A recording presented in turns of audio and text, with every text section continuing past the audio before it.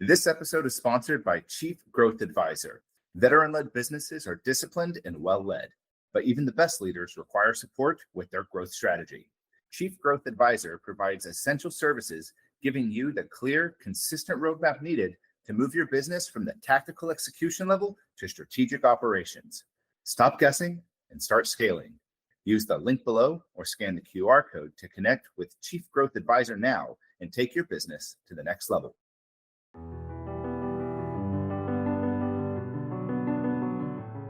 What the study shows us, veterans are more likely to be high-performing salespeople, more likely to be put in manager roles, more likely to make it to executive roles, more likely to be here for at least 4 years. It's like, we could keep going. It's about the business case. This is not a flag-waving effort when companies look at it the right way. Hi, everyone. I'm Jay Hernandez, and this is Veteran CEO Magazine, where veterans lead the way. Today, my guests are Tim Best, the CEO of RecruitMilitary, and Heather Haag, the head of veteran initiatives at Findem. Tim, Heather, thank you so much for joining today. Great to be with you. Today, we're going to be talking about a partnership study that Findem and RecruitMilitary just released called Unlocking the Potential of Veterans in the Civilian Workforce. So I know you guys got together and you did a lot of research for this. At VCEO, the first prompt that I like to ask all of my guests is, because we're talking about career transition and you guys are both veterans yourselves, I'd like to get to know a little bit about your personal journeys. Tell me about, in 6 words or fewer, your journey getting out of the military. Tim, why don't we start with you? Controlled controllables, leveraged resources, and network. Controlled controllables, leverage, resource, and network. And Heather? Determined, mentorship, championship, and significant luck. Well, thank you both so much. So with RecruitMilitary and Findem Copilot, you recently released this study called Unlocking the Potential for Veterans in the Civilian Workforce. Let me ask a question kind of before we get to this. What was that driving reason for you to pursue such a study? And can you also briefly describe how that study was performed? I lead veteran initiatives at Findem. And so part of that, even, prior to talking to Tim, is really having these conversations around what is veteran employment? What does the transition look like? What does strong employment look like? Unemployment and underemployment. And in these conversations, and then as we met Tim and the RecruitMilitary team, they really just furthered, and we recognized that we had the opportunity with Findem's, talent database, essentially to really run an interesting study and gain proper analyzed insights with data behind it on what does it mean to be employed and a veteran? What does unemployment look like? What does success look like? And so that's really what we strove to do, and really what kind of brought the genesis of this study on together.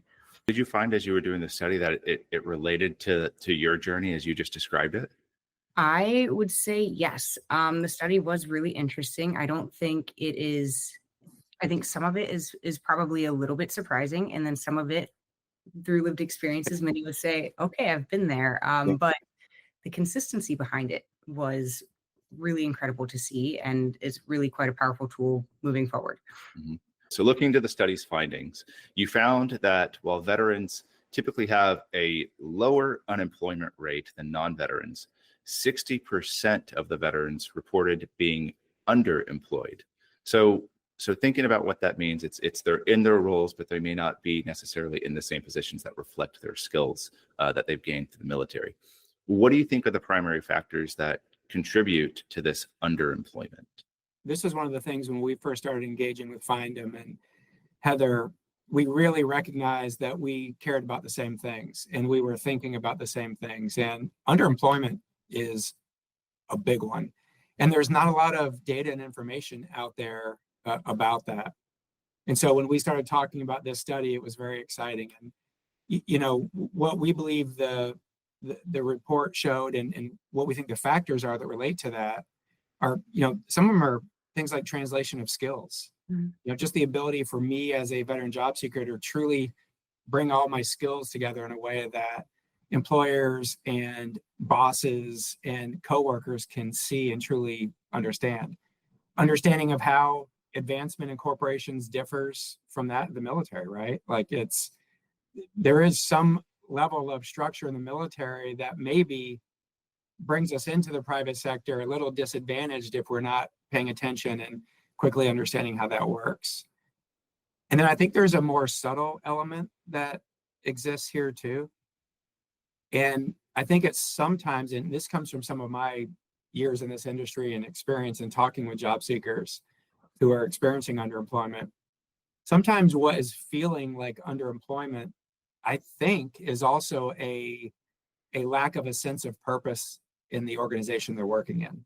Interesting. And that this can manifest itself in a way feeling like I'm not doing all that I can be. And sometimes it's because we come from a place of such natural purpose and service, when that's not created very either overtly or at all in an organization, it leaves us feeling like we're missing something and maybe not contributing in all the ways that we could be.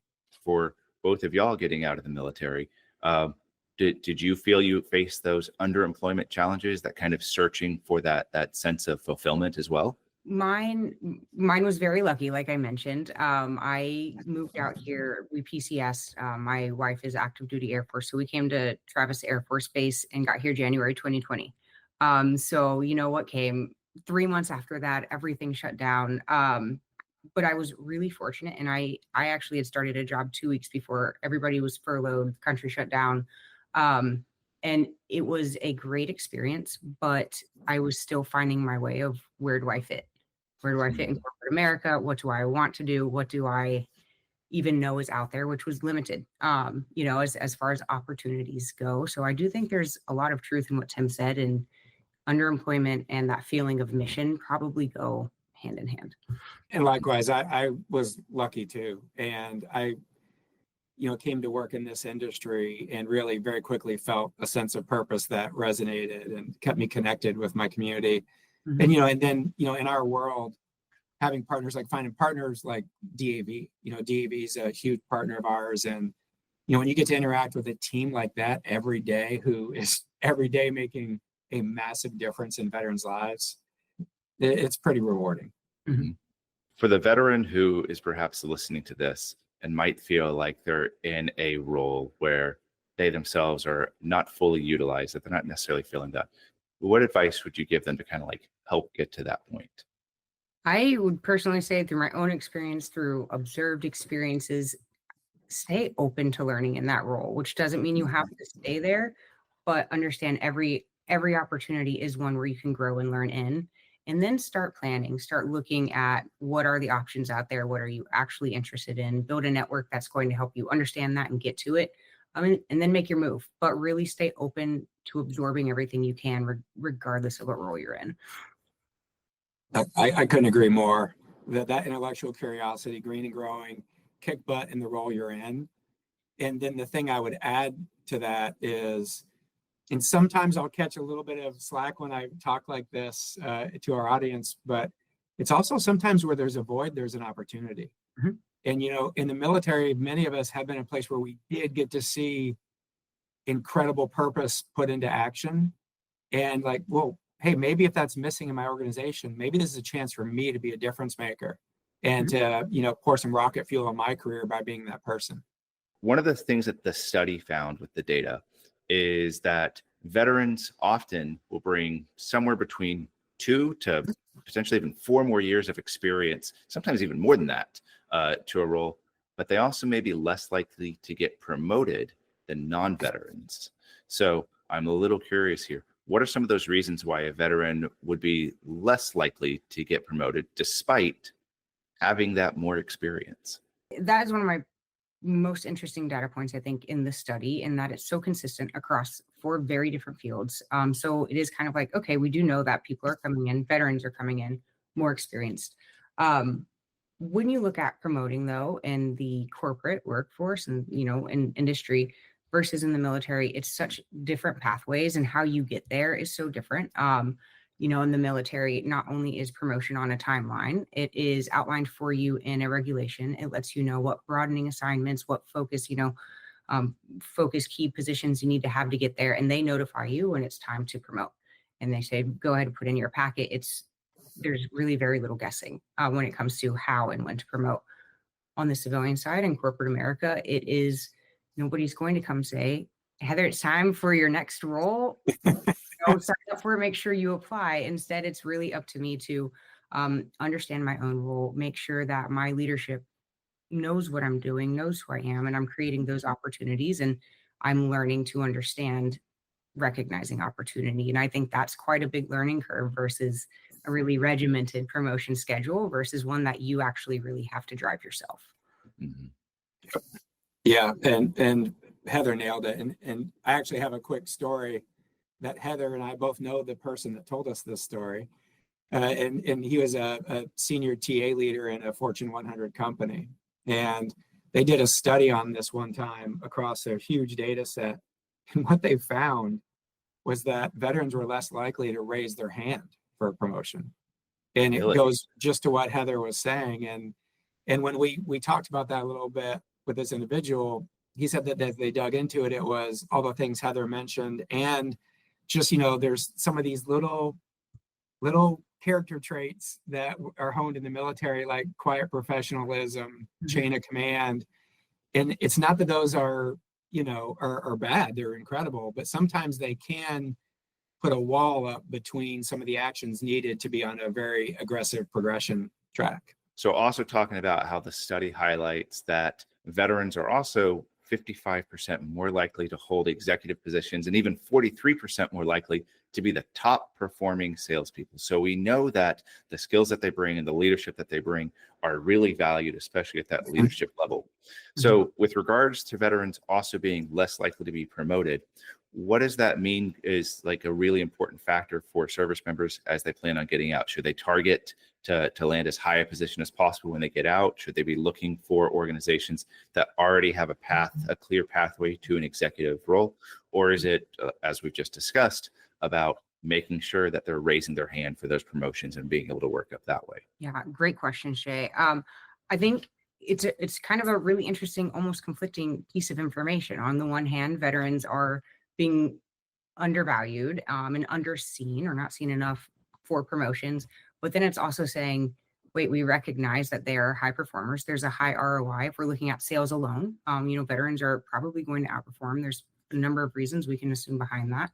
But we're also seeing once they do start promoting, they're excelling. They're in senior management positions, executive positions. And to your question, how are they getting there and how is that difference being reconciled? And I would say it is coming in. I wouldn't argue for jumping in at the highest level you can. There's a lot of value in coming in somewhere new, gaining that experience, that technical experience. But we also did an analysis on what are veterans who do promote, what are they leaning into?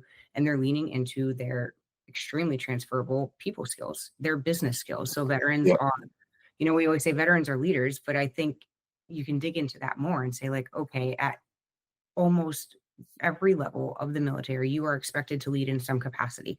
So the military is out training every single day. How do you be around people? How do you lead people? How do you be a team member? But then also how do you make critical decisions, especially, in a very tight, challenging circumstance? There's a lot of risk assessment. There is a lot of, okay, I've made a decision. How do we make the most of it? And how do you make opportunity to win in the military? And those are all skills that prove to be very, very valuable in the business world. And so what we found is veterans who lean into those skills are leaning into them more than their civilian counterparts. And that is, really proving strong for promotion and continued upward growth. I really agree that it's not about necessarily saying I got to step in at a higher level. Mm-hmm. It's all the things that Heather said. And I think, also, I mentioned control the controllables in my journey. There are factors that can affect even the ability to accept a promotion, right? Like the ability to be geoflexible. What have I done with my education skills along the way, as Heather mentioned? And then I think also, as the Deere case study in the report shows, and our close work with them over the years, what we know about them is part of them being the right kind of organization for the kind of growth that you see happening there is because they set an expectation of growth for veterans. And, that expectation for veterans can be a real accelerant to their careers. This next part of the study I found really interesting because I've had just the chance to work with so many engineers throughout my career.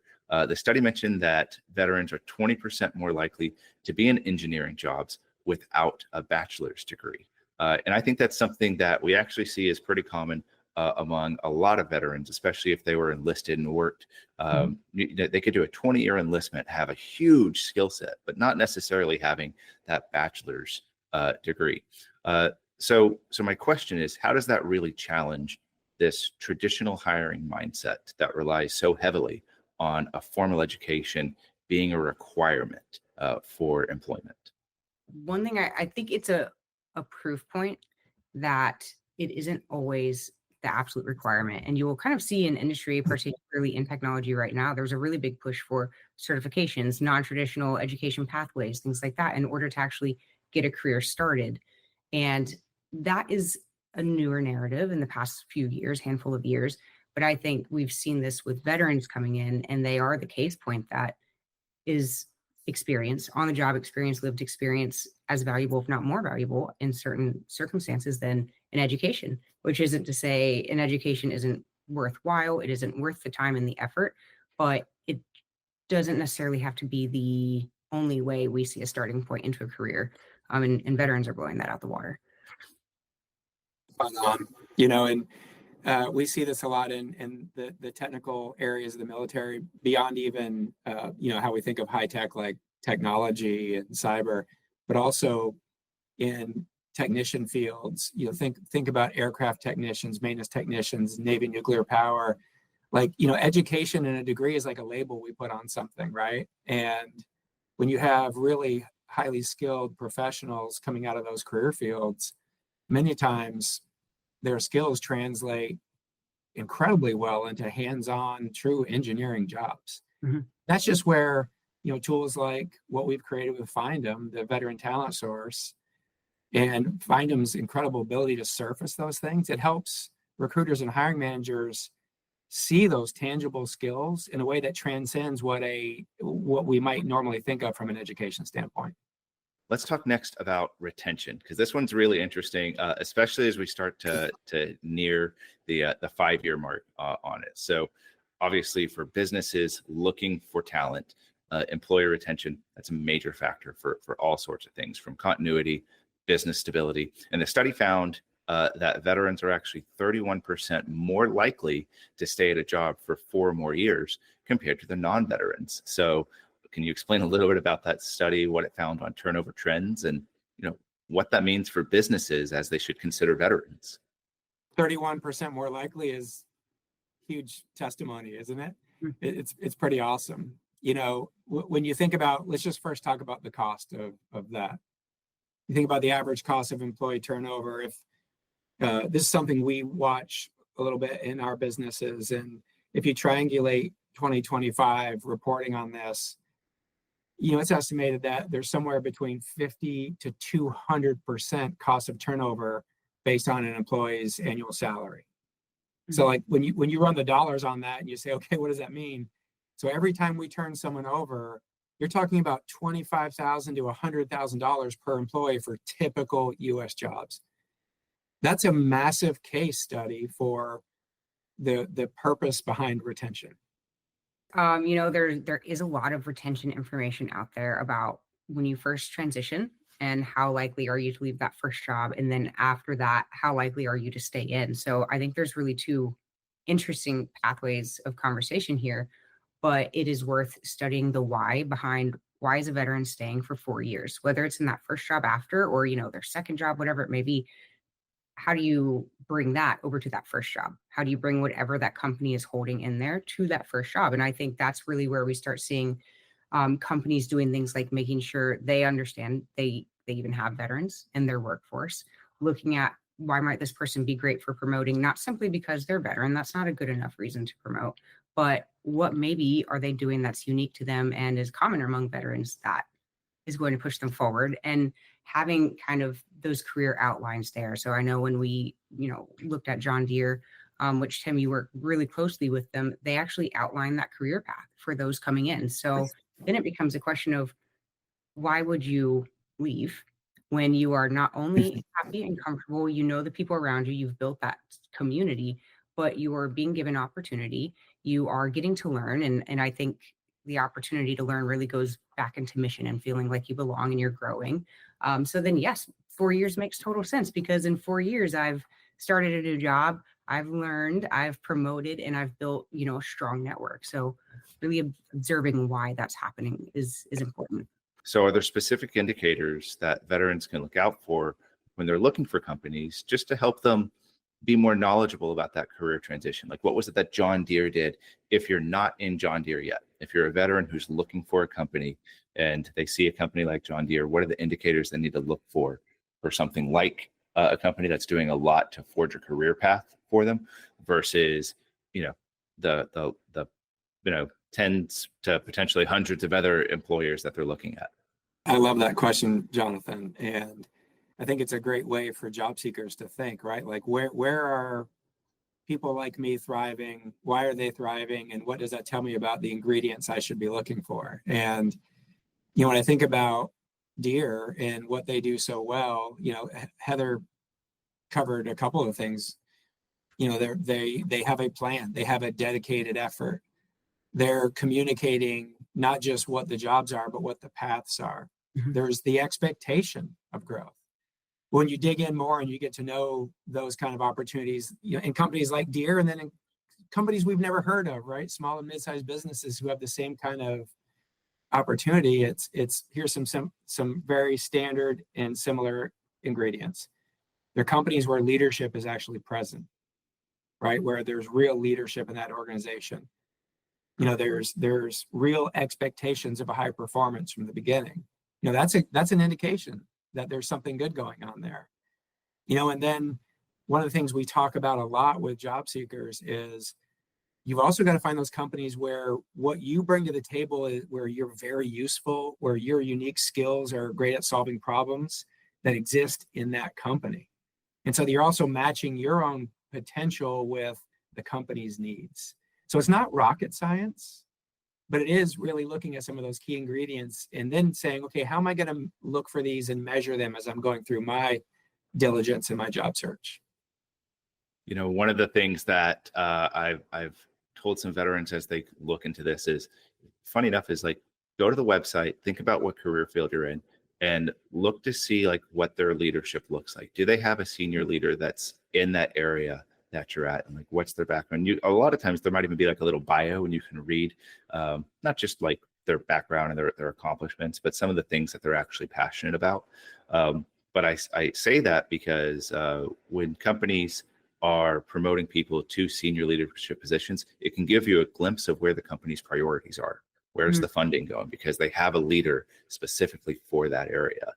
So that's just one of those indicators as you're looking at companies. Not a foolproof thing by any means, but just one more thing to potentially look at. 100%. Agreed.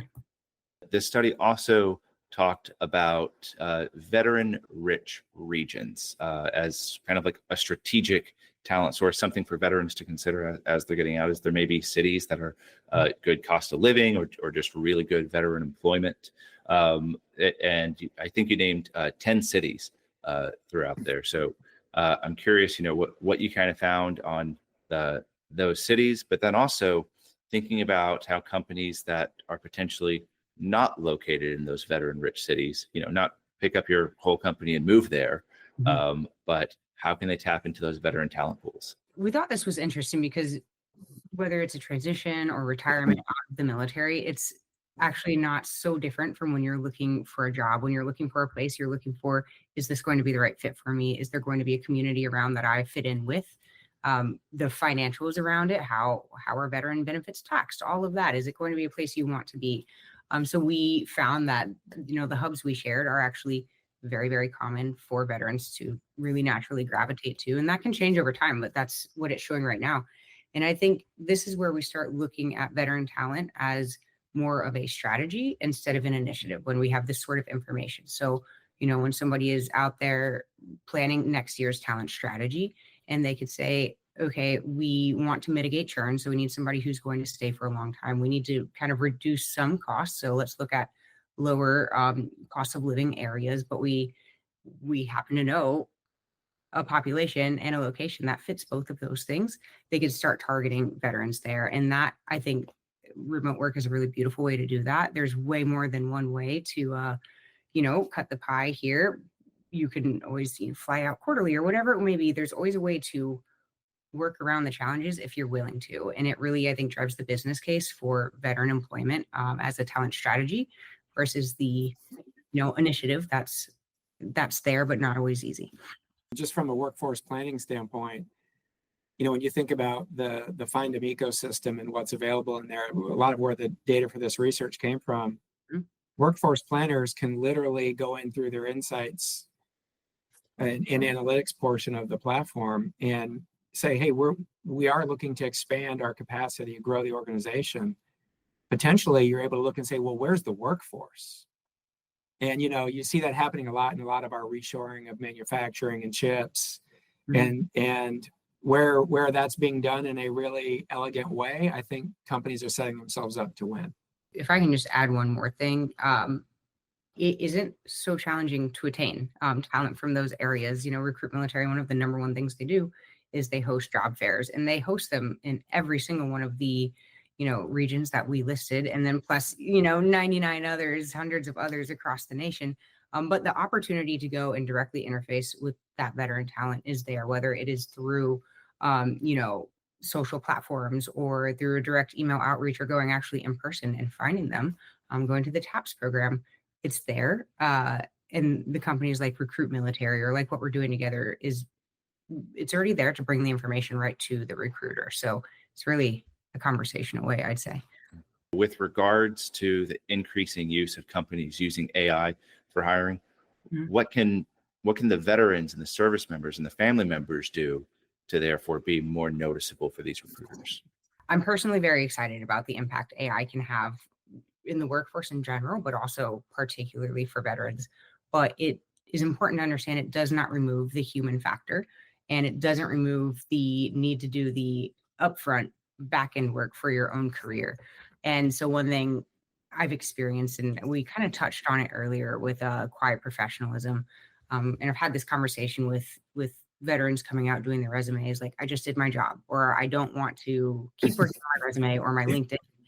It behooves everyone to put as much effort into their resume and their online presence and their network as they can, past just making the profile or just making a very simple resume, but instead making it very, very clear. Here's what I did. And the beauty of AI right now is that you don't necessarily have to do it perfectly. You don't have to make every perfect translation from being a service member to, being in corporate America. The AI is going to start doing that translation. That's something we are working steadfastly on with RecruitMilitary, is ensuring that is what our technology does. So that removes some of that burden from the service member and from the recruiter understanding. But you can't cheat your way out of making sure you put the information out there to then be analyzed and highlighted and optimized. So I would just say, have that presence, understand your own career. Don't be humble about it, because you did great things, and the AI will pick it up and elevate it, and you'll be seen. Heather's CEO, Hari, says that recruiting is two phases, IQ and EQ. And you can look at that through the employer lens, which we do with our veteran talent source powered by Findem. But through the job seeker lens, it's understand that getting your digital profile out there correctly will help the IQ part really work for you. Get out there and get your skills translated for you and present you in ways that you've never been presented and seen before. That's happening right now in our veteran talent source. It's incredible. But the EQ piece is where you can leverage AI to be ready for the human interactions. Am I researching everything I can about the organization, about the people I'm interviewing with, about the job I'm supposed to do? I wrote a post recently where I suggested, hey, go in and have AI help tell you why you're not a fit for the role, so you can war game it before you even go into the interview. It's almost one of those like cliche things. Tell me your weaknesses. Oh, I don't have any. AI will tell you. Well, let's look at this entire study that you've done with all of these different results, and really just thinking about for both companies and veterans, if they were to look at this study today, in just a short summary, like what would you say would be the biggest takeaway if you're a company looking at this study, or if you're a veteran looking at this company? As a veteran, I would look at it and say, there is a gap. How do I push past that? how do I make myself seen and known? And have I aligned my goals with, or have I even aligned internally on what my goals are? Do I want to stay where I am, or do I want to promote? Do I want to grow? That's a big internal discussion, really, but just understanding the challenges are there. So then you can understand how to navigate them from an employer standpoint. I would take away the very real business case here in that veteran talent, one is probably already in your workforce. So you probably have some really great talent that you should look into that's going to drive everything you want, innovation, revenue, stability in your company. So I'd start there and say, like, who have I not noticed is great for this role I have open, or for example, but also how can this push my talent strategy? Where am I going to make the biggest impact, and what's going to make the biggest impact on my company? And it's right here. It's in your veteran talent pools. My message starting with employers is invest in the talent pool. Heather said something really cool earlier, that veteran recruiting should be a strategy, not an initiative. And I couldn't agree more. Listen, what the study shows us, veterans are more likely to be high-performing salespeople, more likely to be put in manager roles, more likely to make it to executive roles, more likely to be here for at least 4 years. It's like, we could keep going. It's about the business case. This is not a flag-waving effort when companies look at it the right way. And then on the veteran side, listen, it's know thyself. Mhm. Do the work, get your digital profile out there, use the technology to help you better perform when it gets to the EQ phase, the interviewing and the engagement. And then allow the technology to support your career as you're moving forward by servicing you for things that you're not even aware that you're ready for. Well, Tim, Heather, I want to thank you both again so much for joining today. Lots of great stuff in this study. Again, this is talking about the study Unlocking the Potential of Veterans in the Civilian Workforce, co-opted by RecruitMilitary and Findem. Thank you both so much. Thank you, Jonathan. Thanks, Johnson. This is Veteran CEO Magazine, where veterans lead the way.